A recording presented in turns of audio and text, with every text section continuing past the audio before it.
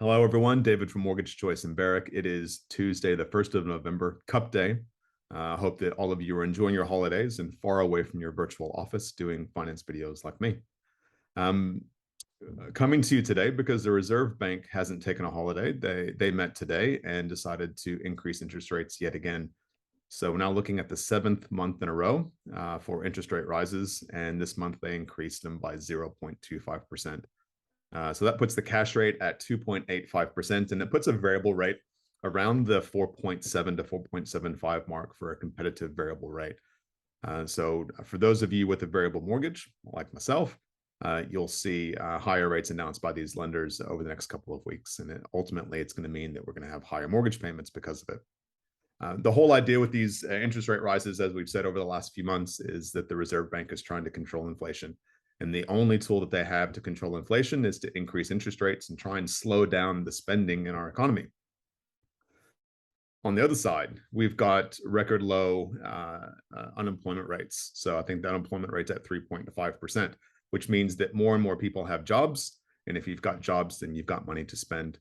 And so having that extra money and spending that extra money is continuing to increase inflation and continuing to put pressure on interest rates. So unfortunately, it's one of these double-edged swords where it's great to have low unemployment, but obviously that extra spending increases inflation and therefore gets converted into interest rate rises. So it's a funny beast.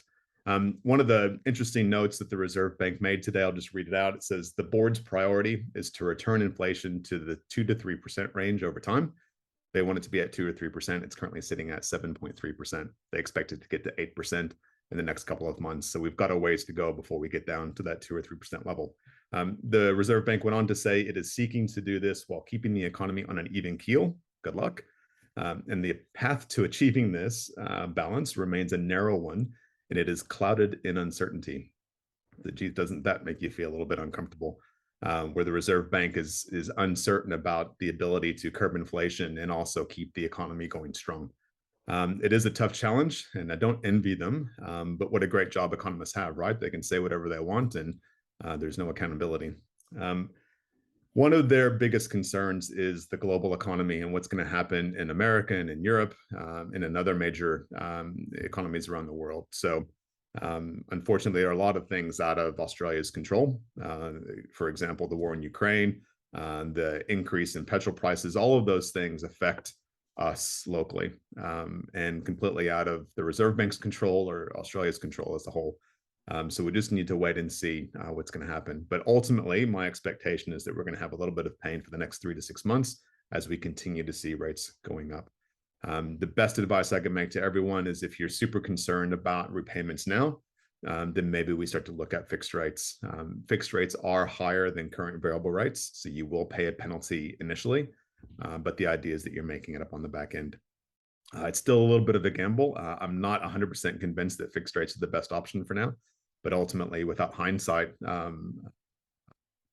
to fall back on, we're just guessing of where the market's going to go and if it's going to actually be worthwhile to fix in your rates. But I'm sure there are a lot of clients out there that are a little bit more uncertain this month than last with this continued rate rise that we're seeing month on month. So if that is you, if you're in a situation where you're a little bit uncertain about where things are going, and you just want to have a chat about what options you might have, feel free to give us a call. Always happy to have a chat. What we want to ensure is that your variable rate, if you're on a variable rate, is as low as possible. And we do that one of two ways. We either renegotiate with your existing lender or we try and refinance you to a bank that will give you a lower rate. All right. So if you're uncertain, if you've got concerns, anything like that, please give us a call and we'll talk you through it. We do expect that in December, there'll be another rate rise, hopefully only a 0.25% rate rise, but time will tell. So thanks again for your time, and we'll speak to you soon.